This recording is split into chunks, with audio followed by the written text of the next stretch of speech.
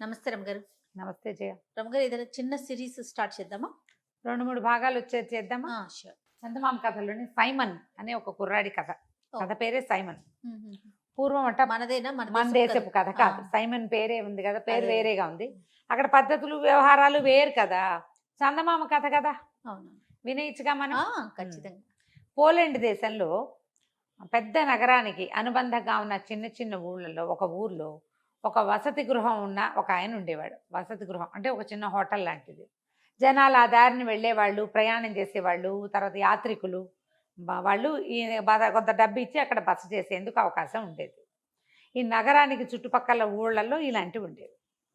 ఇలాంటి ఒక వసతి గృహపు యజమానికి ఒక కొడుకు ఉండేవాడు. వాడి పేరు సైమన్. వాళ్ళకి చక్కగా డబ్బులు ఉన్నాయి, హోటల్ బాగా నడుస్తుంది. అది నగరానికి వెళ్ళే దారి. సైనికాధికారులు వాళ్ళు కూడా దిగుతారు, ఆగుతారు, అంతా బాగుంటుంది.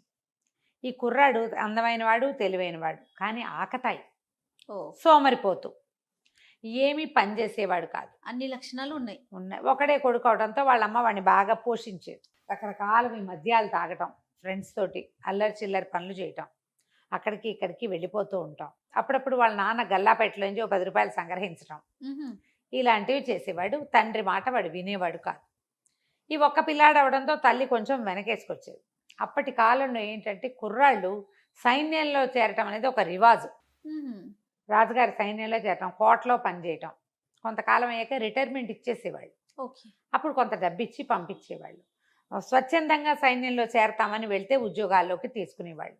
మిగిలిన వాళ్ళు వ్యాపారాలు అవి చేసుకునేవాళ్ళు. తర్వాత కుమ్మరి వృత్తులు ఉండేవి, వృత్తులు చేసుకునేవాళ్ళు. సైన్యంలో చేరటానికి ఏ వృత్తి వాడైనా అర్హుడే. కుర్రాడు వాళ్ళ నాన్న పంపించాలి, పిల్లాడు వెళ్ళాలి. పిల్లాడు నేను వెళ్ళనన్నా, నాన్న వెళ్ళమన్నాడు అనుకో, తండ్రులకి సర్వాధికారాలు ఉండేవి పిల్లల మీద. కొడుకు ప్రాణాల మీద, నా కొడుకు నేను చంపుకున్నానంటే కోర్టు కేసు ఉండేది కాదు. నా కొడుకు మాట వెళ్ళలేదు, కొట్టి చంపేసా అన్నాడు అనుకో నాన్న, అలాగా అనేవాళ్ళు, అంతే. ఏం అడిగేవాళ్ళు కాదు. అంత సర్వాధికారాలు తండ్రులకు ఉండేవి. తండ్రి సైన్యంలోకి పంపాలంటే 5 మగపిల్లలు ఉంటే 5 పంపేవాడు. తల్లికి కూడా కాదనేందుకు అవకాశం లేదు. వాళ్ళ కాలము, వాళ్ళ దేశము అలాంటివి. ఈయన ఒకరోజు విసుగు పుట్టిపోయింది ఈ సైమన్ వాళ్ళ నాన్నకి. ఏం చేశాడు, సైనికుల దుస్తులు ఒక జత తెప్పించి వాడికి బట్టలు తొడిగించి చేతికో ఈటిచ్చి నగరానికి వెళ్ళిపో, తిరిగి చూసావా చంపేస్తానన్నాడు. ఈ బల్లెం ఇచ్చి నువ్వు పో, వెళ్ళి రాజుగారి దగ్గర గస్తీ భట్టుడుగా ఉండమని పంపేశాడు. తిరిగి వస్తే చంపుతానన్నాడు. నాన్న మాట కాదనడానికి వీళ్ళు అల్లరి చిల్లరగా ఇక్కడ ఎంతైనా తిరగచ్చు. ఆయన వెళ్ళిపోన్నాడు, వెళ్ళిపోవడమే.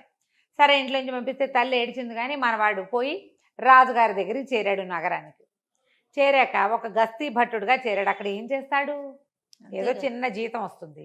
అక్కడ కూడా వాడు పనికి మాలిన వెధవలందరినీ తెచ్చి తాగటం అలా చేసేవాడు.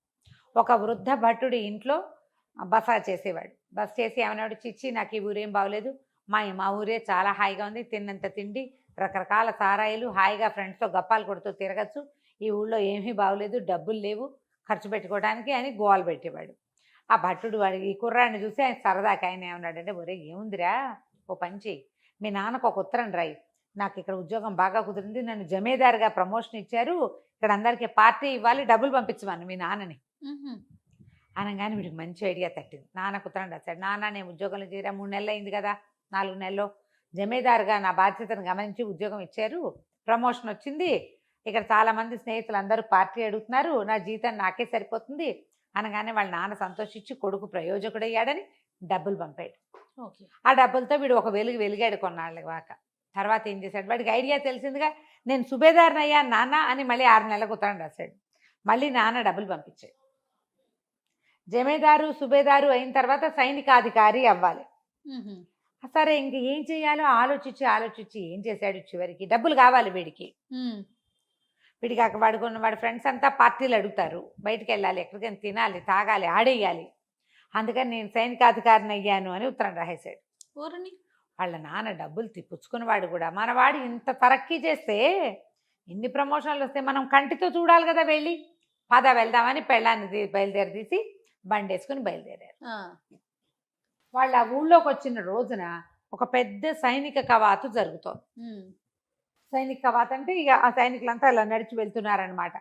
రాజుగారు వెళ్తుంటే రాజుగారి ముందు మొత్తం సైన్యం అంతా, ఇప్పుడు మనకు కూడా ఉన్నాయిగా సైనిక కవాతు, సైనిక వందనాలు, ఇవేవో జరుగుతాయి. ఇవన్నీ పాత పద్ధతులే కదా ఈ రమ్మగారు. బ్రిటిష్ పేర్లు మార్పు అంతే. అంటే అవన్నీ ఇంగ్లీష్వి. ఎస్ మీరు ఒక్కొక్కటి కొన్ని కొన్ని విషయాలు చెప్తుంటే ఇప్పుడు మనం ఫాలో అవుతుంటాం, కానీ అవన్నీ ఒకప్పుడు ఉన్నవే కదా. బ్రిటిష్ కల్చర్ అది. సైనిక వందనాలు అవన్నీ వాళ్ళవే. అయితే ఈ వెళ్తూ ఉంటే వీళ్ళు అక్కడ నిలబడి అదంతా చూశారు. అమ్మా నాన్న బండి దిగి కొడుకు కనిపించల వెతుకుతున్నారు. సైనికాధికారులు అంటే ప్రత్యేకమైన దుస్తులు అంటే వాళ్ళకి తెలిసి ఇప్పుడు డెసిగ్నేషన్ కానిస్టేబుల్కి ఎస్ఐకి సిఐకి మనకి డిఫరెన్స్ తెలుస్తాయి. ఐజీ బట్టలు అవి వేరుగా అవును, ఉంటాయి. అవును. యూనిఫామ్స్ తెలుసు వీళ్ళకి. సైనికాధికారులు చాలా మంది కనబడతారు, అందులో సైమన్ లేడు. ఆయన ఏం చేశాడు, అక్కడ నుంచున్న భట్టుడిని ఎవరినో, అబ్బాయి సైనికాధికారి సైమన్ కనపడ్డేమిటో అని అడిగాడు. సైమనా, ఆ పేరుతో అధికారులు ఎవరు లేరండి చెప్పేశారు. అన్నాడు. అనేసరికి ఉన్నారోయ్, సైమన్ సైనికాధికారి అయ్యాడు 10 రోజులు 20 రోజుల క్రితమే, ఉత్తరం కూడా వచ్చింది మాకు అన్నాడు. అనేసరికి లేడండి, ఆ పేరుతో గస్తీ భట్టుడు ఒకడు ఉండాలి, ఫలానా ఊరు నుంచి వచ్చిన వాడు అని చెప్పేసి. ఈయనకు అర్థమైపోయింది, హాతేరి ఇంత అబద్ధం చెప్తాడా, ఇంత పరువు తీస్తాడా అని చెప్పి వాడు ఎక్కడ బస చేశాడో అక్కడికి పరిగెత్తాడు. పరిగెత్తి కొడుకు చెండా లెక్క తీశాడు, పట్టుకున్నాడు. చిత్రవధ చేస్తాను నిన్ను, నీ వల్ల నేను ఊళ్ళో అందరి ముందు పరువు పోగొట్టుకుంటా. ఇప్పుడు నిన్ను తీసుకెళ్తే నువ్వు గస్తీ పట్టాడు, నువ్వు జమీదారు అయ్యావు, సుబేదారు అయ్యావు, సైనికాధికారి అయ్యావు అని నేను వచ్చిన వాళ్ళందరికీ చెప్పుకుంటుంటే సైనికాధికారిగా చచ్చిపోయాడని చెప్తా అని చెప్పేసి కొడుకుని పట్టేసుకున్నాడు. తల్లి బతిమలాడింది, కొట్టండి, శిక్షించండి, చంపద్దు అని. ఆయన ఒప్పుకోలే.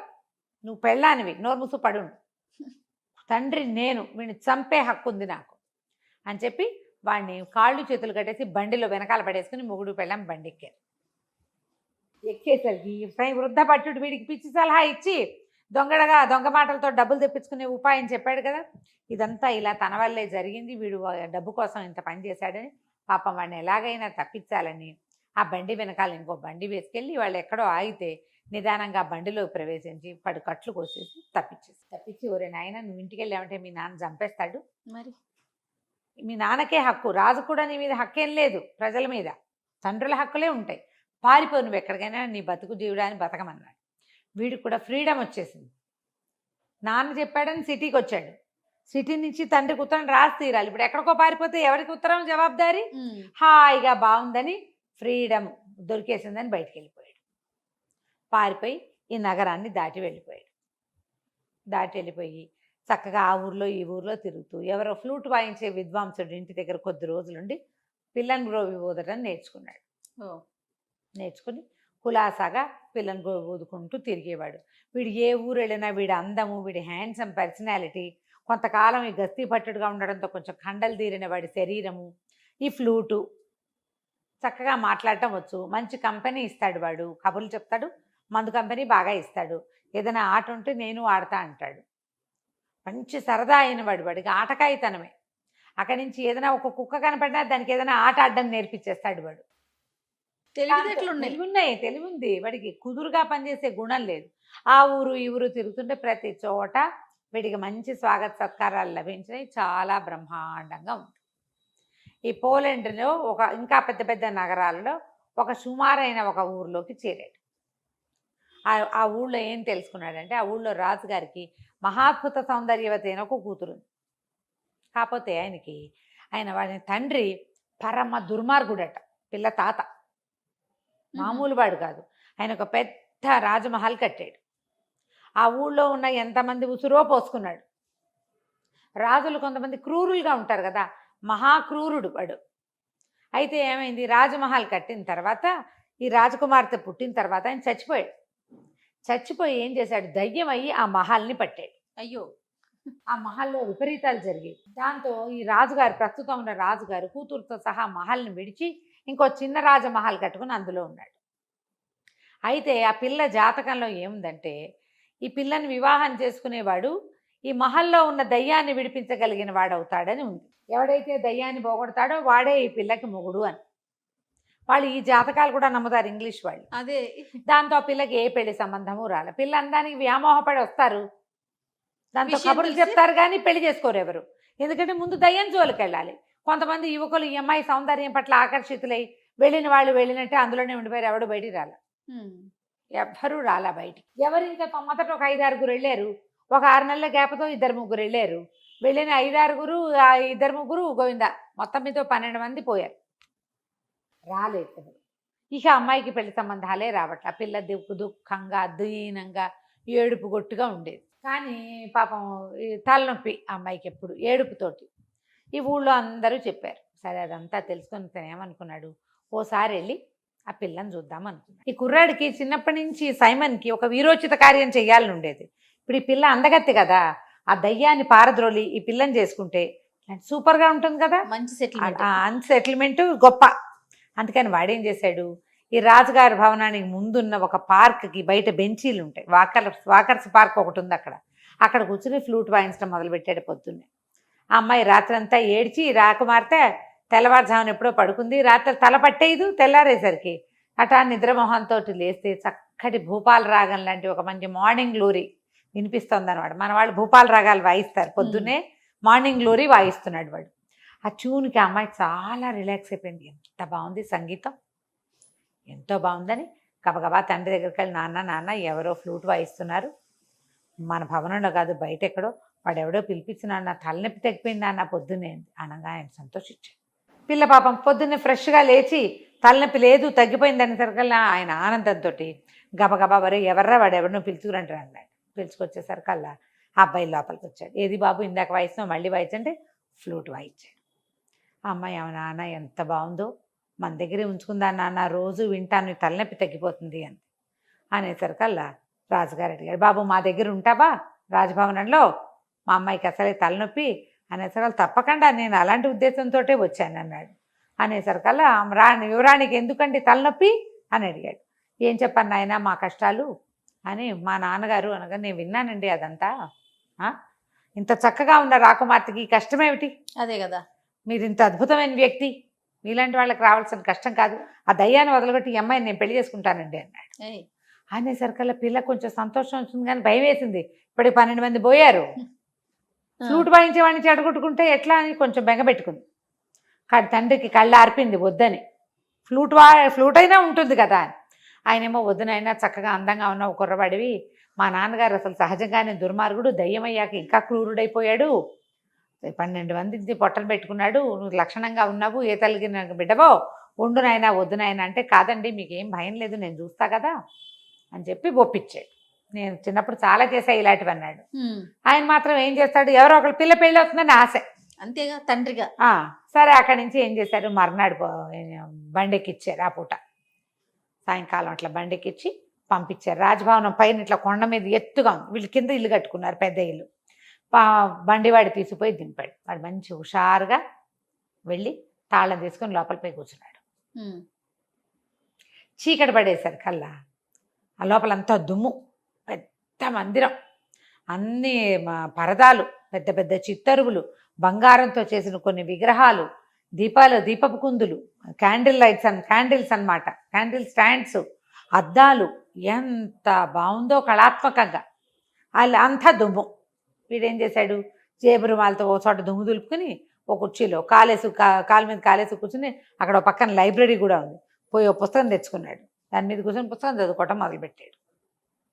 చీకటి పడేసరికి లోపలికి ఒక నల్లటి వికృతాకారం ఒకటి వచ్చింది, పొడుగ్గా ఉంది, పెద్ద బవిరిగడ్డం, కళ్ళు మాత్రం జ్యోతుల్లాగా ఉన్నాయి, ఎంత నలుపో, కారు నలుపు.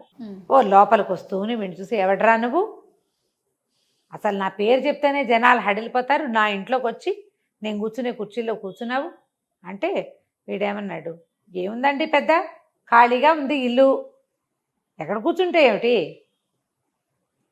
ఎక్కడ కూర్చున్నా ఒకటే, పైగా మీ గురించి చాలా విన్నాను, అదేమిటో చూద్దామని వచ్చాను, మీరు ఇదివరకు ఏమన్నా వికృతాకారంగా ఉండేవారేమో, ఇప్పుడు మీకు అంత లేదన్నాడు. మామూలుగానే ఉన్నారు, మిమ్మల్ని చూసి గుండెట్టా పగులుతుంది ఎవరికైనా, ఏముంది మీలో ప్రత్యేకంగా, కళ్ళు మొహం అన్నీ ఉన్నాయి, మనుషులకు ఉన్నట్టే, కాస్త కళ్ళు కాస్త పెద్దవి కాస్త మెరుస్తున్నాయి అంతే కదా, మీకు అంత లేదండి, నాకేం భయం గీయం ఏమీ లేదు, ఇలాంటి వాళ్ళని చాలామందిని చూశానంటే ఆయన తెల్లబోయి సరేరా ఈ మండపం అంతా మందిరం అంతా చూపిస్తాను, ఈ తాళాలు గుర్తు పుచ్చుకో అన్నాడు. ఆనంగానే వీడికి ఏమనిపించింది, చచ్చినా దాని చేతికి చెయ్యని తెచ్చకూడదు. ఓహో, ఏమన్నాడు, నేను ఎందుకు చేస్తా, ఈ ఇల్లు చూడడానికి వచ్చాను కానీ మీ వస్తువులు మీ పని చేయడానికి నేను ఏమైనా పని మాడినట్టండి మీకు, అలాంటివి ఏం కుదరవు, ఏమన్నా చూపిస్తానంటే చూపించండి, మీ తాళాలు మీరే మోసుకోండి, మీరే తీసుకోండి, నాకు అక్కర్లేదు. చూపిస్తే చూస్తా, లేకపోతే ఇదిగో లైట్ వెలిగించానుక పుస్తకం చదువుకుని ఇక్కడ ఉన్న చల్లగాలి పీల్చి కొండ మీద గాలి వెళ్ళిపోతా అనేసరికి అంత సులువా ఇక్కడి నుంచి వెళ్ళిపోతాం అన్నట్టు. నన్ను ఎవడాపుతాడండి అన్నాడు వీడు. నన్ను ఎవడాపుతాడు, నన్ను ఎవరు ఆపేది ఏం లేదంటే సరే నీ గదిలో నేను చూపిస్తాను రా అన్నాడు. ఒక్కో గది వెళ్ళి తాళం తీయటం మొదలుపెట్టాడు. ఈ ఒక్కొక్క గదిలోకి ఆయన వెళ్తుంటే ఆ నల్లటి నలుపు విరిగి కొంచెం తెల్లబడ్డం మొదలుపెట్టింది బాడీ పైనుంచి ఆయనకి. ఎన్ని గదులో ఒక్కో గదిలోకి వెళ్తుంటే కొంచెం కొంచెం కొంచెం కొంచెం ఇంచి చొప్పున మొత్తం తెల్లబడిపోతాం. గడ్డం కూడా తెలిపి వచ్చేసింది. బెడ బాడీ అంతా తెల్లబడిపోయింది. అదేంటంటే ఒక గాలిలాగా కదులుతున్న ఆకారం నల్లగా ఉంది, ఇప్పుడు తెల్లబడి అక్కడి నుంచి ఆఖరి గదిలోకి తీసుకుపోయాడు. ఇది ఆఖరి గది, దీని తాళం తీయ అన్నాడు. అనగానే తాళం తీసుకోకూడదు అనిపించింది కుర్రాడికి. నేను ఎందుకు తీస్తాను, ఇన్ని తాళాలు తీసిన వాళ్ళు అది తీయలేరా, అది కూడా తీయండి మీరే అని అన్నాడు. ఆఖరి తాళం తీస్తే అందులో నుంచి దుర్వాసన వచ్చింది. 12 శవాలు ఉన్నాయి లోపల. ఓహోహో. ఈయన పూర్తిగా తెల్లగా అయిపోయాడు. ఆయన ఎక్కడి నుంచి ఏం చేశాడు, గొడ్డలు తీసుకొచ్చాడు. నాయన నువ్వు ధైర్యశాలివి, ఎవడో ఒకడు నాకు ఇక్కడి నుంచి విముక్తి ఇవ్వాలి.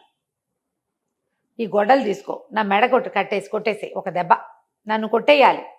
నన్ను కొట్టలేక నన్ను చూసి భయపడి నాకు ఆ వికృతాకారాన్ని తెచ్చారు వీళ్ళంతా. ఒక్క దెబ్బ కొట్టావా నేను వెళ్ళిపోతా, నా దారిని నేను. ఈ భవనంలో ఇంకా నాదేం ఉండదు, నా కొడుకు వచ్చి రాజ్యం చేసుకోవచ్చు, నువ్వు కావాలంటే నా మనవరాలని పెళ్లి చేసుకోవచ్చు అంటే వీడు ఆలోచించకుండా ఆ చేతిలో నుంచి వెండి గొడ్డలు తీసుకుని పటామని మెడ ఎగర కొట్టేశాడు. ఎప్పుడైతే ఈ మెడ ఎగిరిపోయిందో ఆ శరీరాన్నిలోంచి ఒక చిన్న పిచ్చిక బయటకు వచ్చి తుర్రుమంటే ఎగిరిపోయింది. ఎగిరిపోయేసరికల్లా వీడు ఏం చేశాడు, ఆ గొడ్డలు అక్కడ వారేసి ఆ వాసన వస్తున్న తలుపు మూసేసి ఆ తాళాలు తీసాడుగా, ఆ తాళాలు గుర్తు చేత్తపుచ్చుకుని వచ్చి హాల్లో పడుకున్నాడు. అర్ధరాత్రి ఎక్కడికి వెళ్తాడు, తెల్లవారి బండివాడు వచ్చేసరికల్లా అన్ని తలుపులు తీసున్నాయి.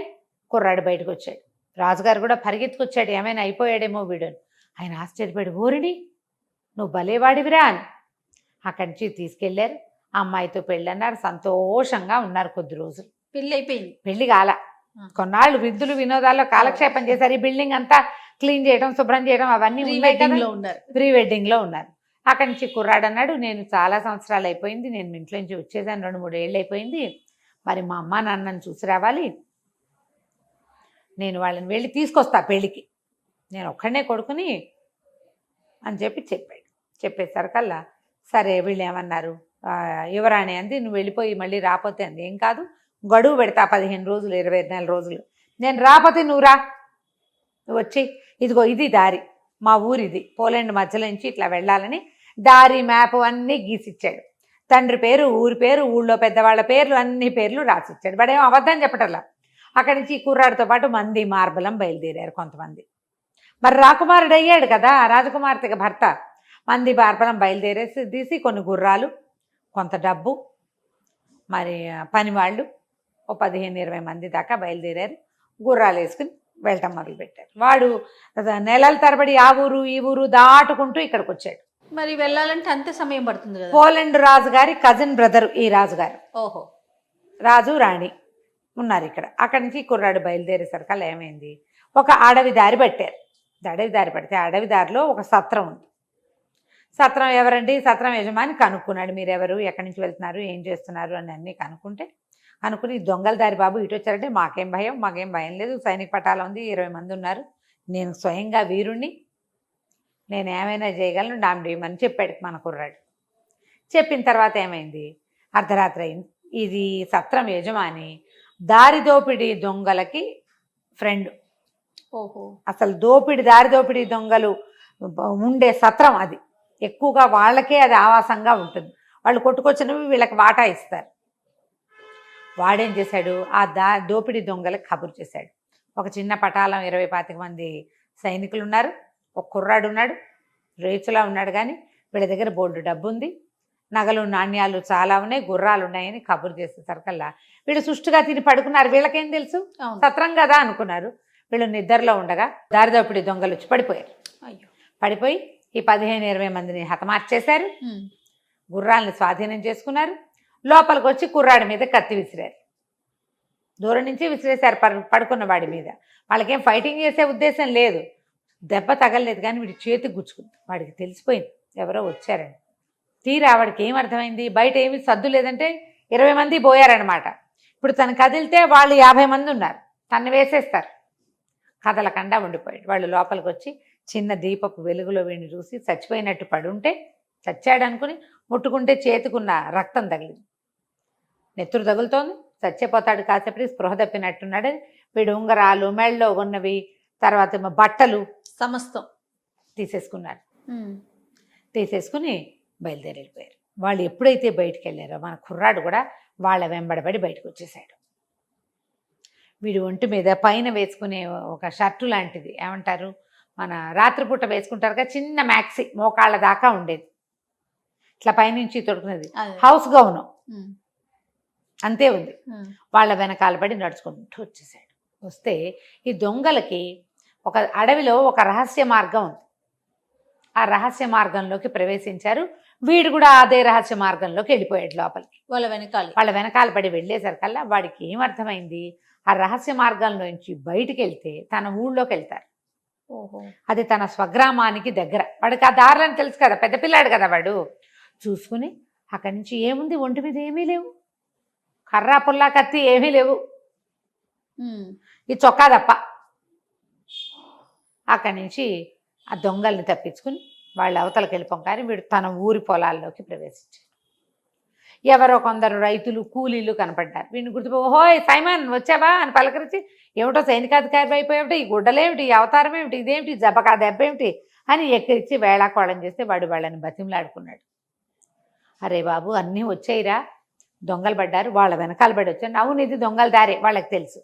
వాళ్ళు ఏం చేశారు, సరే వీడికి చలి వేసుకోవడానికి ఒక ప్యాంటు, అక్కడి నుంచి తల కట్టుకోవడానికి ఒక తలగొడ్డ ఇచ్చి, వస్తే స్వెటర్ లాంటిది ఇచ్చి వాడిని ఊళ్ళోకి ప్రవేశపెట్టారు. ఇంటికి వెళ్ళేసరికి నా తండ్రి ఇంట్లో లేడు. వాళ్ళ అమ్మ వీడిని చూసి కావలించుకొని, నాయన బతికే ఉన్నవరా నాయన అని అన్నం పెట్టి పడుకోబెట్టింది. తినేసి పడుకున్నాడు. ఇప్పుడు ఎంత దూరమో నడిచి వచ్చాడు కదా రాత్రి చల్లు. సరే తెల్లారి ఆ తండ్రి బయట ఊరు నుంచి ఇంటికి రాగానే తల్లి మొహం చూసేసరికల్లా ఆయన ఆశ్చర్యపడి, ఏంటి నీ మొహం అలా ఉంది, ఏం జరిగింది అనేసరికల్లా ఆవిడ బిక్కమొహం వేసి, పిల్లవాడి వార్త తెలిసిందండి. వార్త తెలిసిందా, వాడే వచ్చాడా, వార్త తెలిస్తే నీ మొహం ఇలా ఉండదు, ఇంకోలా ఉంటుంది. వార్త తెలిసిందంటే ఉత్సాహంగా చెప్పేది. పిల్ల ఏడుపు మొహం ఉంది అంటే ఏమిటర్థం, పిల్లాన్ని చూసి ఏడ్చిందనమాట ఆవిడ. అక్కడి నుంచి ఆవిడ బతిమలాడింది, బామాలింది, వాడిని చంపేస్తానన్నాడు నాన్న. చంపేయద్దు, ఏదైనా ఒక పని చెప్పి ఇంట్లో ఉంచుకుందాం అని చెప్పి బతిమలాడి కాళ్ళు పట్టుకున్నంత పని చేస్తే, సరే సైమన్ని బయటికి పిలిచి 4 చెంపకాయలు కొట్టి వాళ్ళ నాన్న ఒక 20 మేకలు అప్పచెప్పాడు. మేకలతోలే వాళ్ళు ఏ బట్టలు వేసుకుంటారో ఆ బట్టలు తెప్పించి ఇచ్చాడు. ఈ గుడ్డలతోటి ఉండు. వాడు ఏం చెప్పలేదా, చెప్పినా ఆయన నమ్మడు, చెప్పాడు, చెప్పినా ఆయన నమ్మలేదు, అబద్ధాలు అనుకున్నాడు. ఎందుకంటే వాడు ముందు జమేదారు, సుబేదారు, సైనికాధికారి అబద్ధం చెప్పాడు. అందుకని ఇప్పుడు యువరాణి సంగతి చెప్తే నాన్న ఏం నమ్ముతాడు, అదే కదా, నమ్మడు కదా. అక్కడి నుంచి మేకలను తోలమన్నాడు. వీడు ఏం చేస్తాడు పాపం, ఏం చేయలేడు. తండ్రి మాట కాదన్న వాడికి విలువ లేదు. తన ఊళ్ళోకి వచ్చాక తండ్రి మాట వినాల్సిందే, పైగా అట్లాంటి ప్రాక్టీస్ వాడికి. ఇక మేకలు తోలటం మొదలుపెట్టాడు. వాడికి ఫ్లూట్ అలవాటు ఉంది కదా, ఆ ఫ్లూట్ ఊదుకుంటూ మేకలకి చక్కగా డ్యాన్సులు చేయటము, తలకాయలు ఊపటము అలా నేర్పించి ఉంచుకుంటున్నాడు. రోజు అక్కడే ఉండేవాడు. నెల గడిచింది, ఇది అబ్బాయి వెనక్కి రాలా. ఇక్కడ యువరాణి సైమన్ ఇంటికి వెళ్ళిపోయాడు. వాళ్ళ నాన్నేమో అతనికి మేకలు కాసే పని అప్పచెప్పి ఈయన ఫ్లూట్ పట్టుకొని వెళ్ళిపోయాడు. మేకలను కాసుకుంటున్నాడు. నెల దాటిపోయింది. 15 రోజులు వెళ్తాను, 15 రోజుల్లో తిరిగి వస్తాను, అక్కడ ఒక మధ్యలో 2-3 రోజులు, 10 రోజులు పూర్తిగా పట్టదు, నువ్వు నెల అని చెప్పాడు. నెల దాటి 4-5 రోజులు అయ్యి ఎక్కడా సందడలేదు. ఊరు చివరి నుంచి ఏదైనా మనుషులు వస్తున్న సౌండ్ వస్తే కబురు వస్తుంది. అవునవును. ఏమీ రాపోయేసరికల్లా రాకుమారుతుంది, నాన్న ఎట్లాగో అడ్రస్ చెప్పాడు, అక్కడ ఏం సమస్య అయిందో, వాళ్ళ అమ్మకో నాన్నకో బాగులేదో ఏంటోనే వెళ్తానని. రాజుగారు కూతురు ప్రేమికుడు, ఏముంది సైన్యం ఉంటుంది, అమ్మాయి వెళ్ళొస్తుంది, అత్తారిల్లు చూసి వస్తుంది. వాడంతటా వాడు దయ్యాన్ని పారద్రోలి రాకుమార్తెగా మొగుడయ్యే అర్హత సంపాదించుకున్న వాడి కోసం ఆ మాత్రం చెయ్యొచ్చు కదా అని నాన్న కూతుర్ని ఒక పటాలం ఇచ్చి పంపించాడు. సైన్యము దాసదాసి గణంతో రాకుమార్తె తన తాలూకు ఒరిజినల్ అటైర్ తోటి తన చక్కగా అలంకరించుకుని బయలుదేరి ఒక 4 రోజులు 3 రోజుల్లో ప్రయాణం చేసి అడవిలోకి చేరారు. కొంత ప్రయాణం చేసి అడవి మధ్యలోకి వచ్చారు. వీళ్ళు ఇంతకుముందు సైమన్ని ఎక్కడైతే విడిది చేశాడో తన 20-25 మందితోటి అక్కడికి వచ్చారు. వచ్చేసరికల్లా అంతకుముందు వచ్చిన వాళ్ళు 25 మంది అయితే వీళ్ళు ఇంచుమించుగా 50 మంది. ఒక 7-8 మంది దాసీలు అమ్మాయికి. అమ్మాయి చూస్తే కుర్రాడు మగపిల్లాడు ఏం పెట్టుకుంటాడు, ఏదో గొలుసేసుకుని 4 ఉంగరాలు పెట్టుకుని కొంచెం టపటపలాడే బట్టలు వేసుకుంటాడు. అమ్మడికి పైనుంచి కింద దాకా అంతా అలంకారమే. రాకుమార్తె దానికి తోడు. ఆ సత్రం యజమానికి పిచ్చ సరదా వచ్చేసింది. అయ్యో బాబోయ్ ఎన్ని నగలు!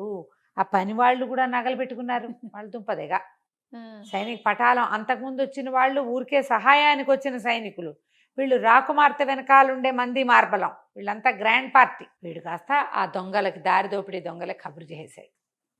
కబురు చేస్తే ఏమైంది, సాబురు వెళ్ళింది. సాయంకాలం అయ్యేసరికల్లా రాకుమార్తె ఏం చేసింది, ఆ సత్రం యజమాని భార్యని దా మాతో పాటు కూర్చో, మాతో పాటు టీ తీసుకుంది. కానీ చాలా ఆదరంగా పిలిచింది. ఆ సత్రం యజమాని భార్యకి జాలేసింది. అయ్యో పాపం బంగారు తల్లి, రాకుమార్తెలు ఎవరైనా ఇట్లా దారిపోయే వాళ్ళని రా నాతో టీ దాగంటారా అనరు. దీనికి మంచి మాట చెప్పాలని, ఓ అమ్మ తల్లి, మా ఆయన దొంగవాడు, దారిదోపిడి దొంగలకు స్నేహితుడు, అసలు ఇక్కడ విడిది చేసే వాళ్ళే ఇట్లా మీలాగా వచ్చేవాళ్ళు చాలా తక్కువ, వచ్చిన వాళ్ళు వచ్చినట్టు వీళ్ళు నిర్మూలించేస్తారు.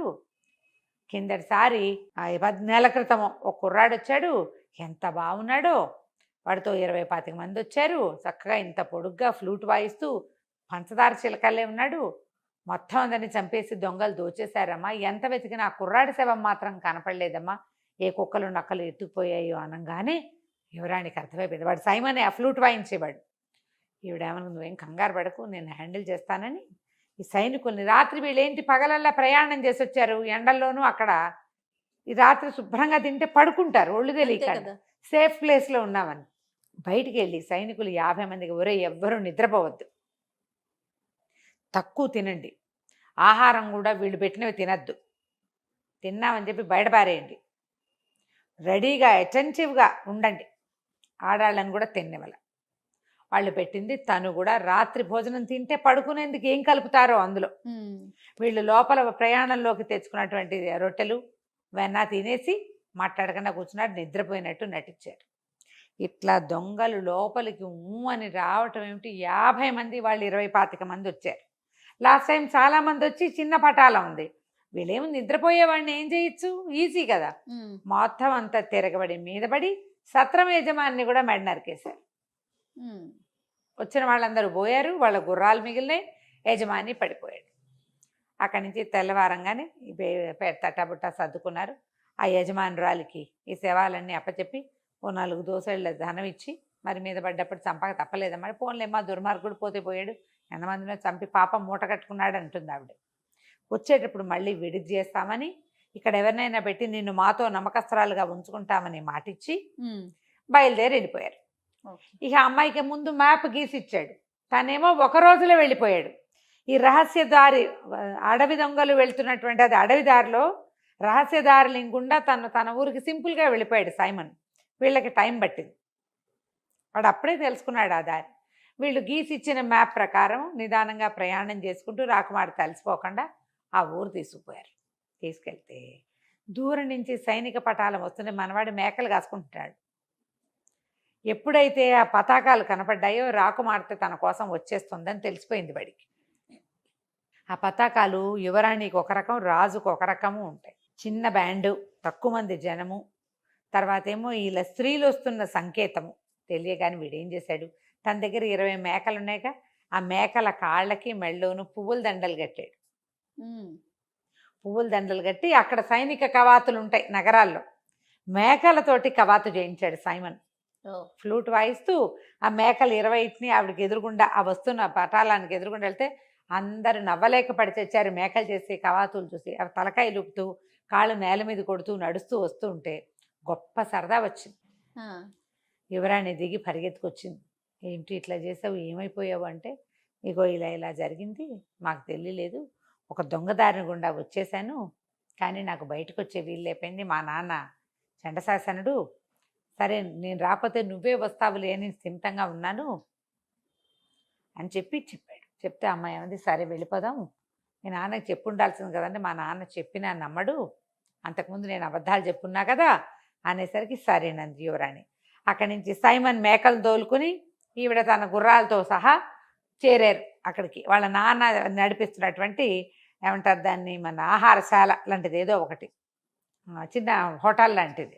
అక్కడికి వెళ్ళేసరికల్లా ఈ రాజకుమార్తె తెలిసిపోతుందిగా, ఊళ్ళో అందరికీ తెలిసిపోయింది. ఆయన వచ్చి ఆయన వీడికి వందనం చేశాడు. చేసేసరికల్లా ఏమిటి ఇటు వచ్చారంటే, నేను నీ దగ్గర ఉంటాను అన్నది. అంటే మీకోసం పెద్దవాళ్ళు ఉండటానికి ఇంకా పెద్ద పెద్ద హోటల్స్ ఉన్నాయంటే, కాదు కాదు నాకు ఇదే నచ్చింది, మీ చిన్న మోటల్లే నచ్చింది, నేను ఇక్కడే ఉంటాను.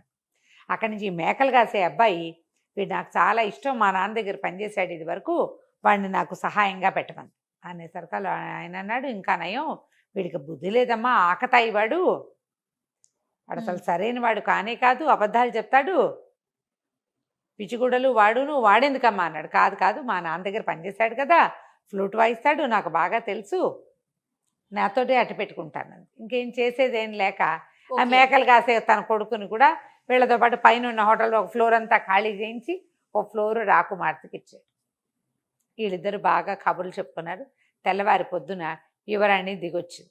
దాంతోపాటుగా సైనికాధికారి దుస్తులు ధరించిన సైమన్ కూడా దిగొచ్చాడు. వీళ్ళ నాన్న గుర్తుపట్టలేదు వాడిని. గుర్తుపట్టక ఆవిడకో వందనం ఈయనకో వందనం చేశాడు. ఆ అమ్మాయి పక్కపక్క నవ్వుతూ, ఏంటండి మీ అబ్బాయిని గుర్తుపట్టరా మీరు అని అనేసరికల్లా ఆయన నిర్ఘాంతపోయి చూసి, ఎందుకు గుర్తుపట్టినమ్మా, ఈయన కొంచెం మా అబ్బాయిలాగా ఉన్నాడు కానీ మా అబ్బాయి ఎప్పటికీ సైనికాధికారి కాలేడండి అన్నాడు. అనేసరికల్లా వాడు, నాన్న నేనే నాన్న అన్నాడు. ఆయన ఆశ్చర్యపోయాడు. అట్లా ఎట్లా అయ్యావురా, పోలాండ్ నగరంలో ఉన్నవాడివి ఈవిడ ఈ నగరానికి ఎలా వెళ్ళావు, ఎట్లా సైనికాధికారి అయ్యావంటే, అప్పుడు రాకుమార్తె, మీ అబ్బాయి వల్లే మా రాజ్యానికి పట్టిన పీడ విరగడైంది, మా తాత దయ్యం వదిలి మా భవనం మాకు చేజిక్కింది, మేమిద్దరం వివాహం చేసుకోవాలనుకున్నాం, మా అమ్మా నాన్న కావాలన్నాడని పంపించాను అనేసరికి వీడు జరిగిందంతా చెప్పాడు. అంతకుముందు తల్లికి చెప్పాడు, తల్లి అంతా నమ్మింది, తండ్రి చచ్చిన నమ్మల, వీడు అన్ని అబద్ధాలు అంటాడు ఆయన. అదేలే చిన్న వెధవ, వీడు ఎలాగ దయ్యాన్ని వదిలిస్తాడు, వీడు ఎట్లా దొంగల నుంచి తప్పించుకొస్తాడు, ఆయన నమ్మకం లేదు అబ్బాయి మీద. ఆయన చాలా ఆశ్చర్యపోయాడు, చాలా సంతోషించాడు. తర్వాత అందరూ కలిసి ఈ అమ్మాయి తాలూకు రాజకుమార్తె తాలూకు నగరానికి వెళ్ళిపోయారు. చక్కగా వివాహం చేసుకుని ఆ చిన్న నగరానికి రాజై ఎంతో కాలం సైమన్ సంతోషంగా రాజ్యాన్ని పరిపాలించాడు. కథ కంచికి మనం ఇంటికి. సూపర్. నమస్తే రమ్య గారు. నమస్తే.